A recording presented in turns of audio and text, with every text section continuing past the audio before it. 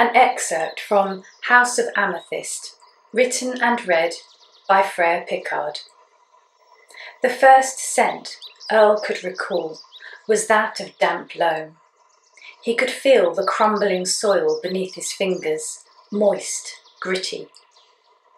Fragrance of leaf and moss were strong in his earliest memories, bringing back recollections of his mother's dismay at the state of his hands and clothes.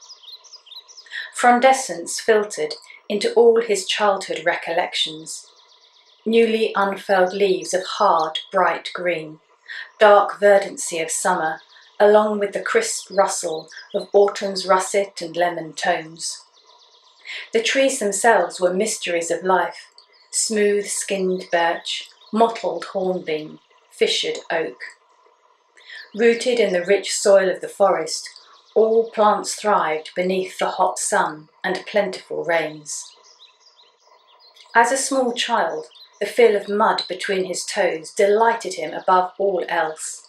Burying his arms up to his elbows in the dark soil of the vegetable patch was something he indulged in whenever his mother turned to check on his twin.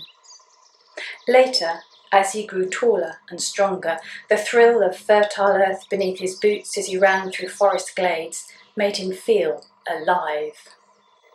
His father taught him reverence for all life, never to kill wantonly, only slaying what was needful for the family to survive the winter months. The care of plant, mammal, reptile, bird and invertebrate was implanted firmly in Earl's heart, as his father taught the twins how to hunt and cull. He remembered the harsh black grains of sand on Nilo's island, how they scratched and irritated his skin. He thought of the ochre and blood-red rocks and soil of the land of Immel, and then memories of resin-scented, needle-covered dirt assailed his nostrils. He tensed as the abrasive touch of wind-driven sand swept over his face.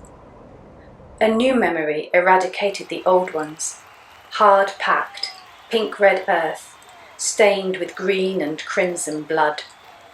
Bile tickled his throat, and he coughed.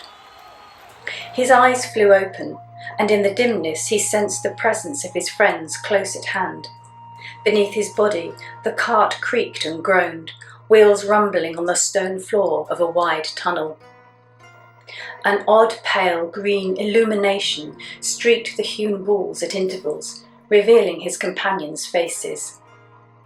Lorid lay supine to his left, the broad face pale and sickly in the odd light.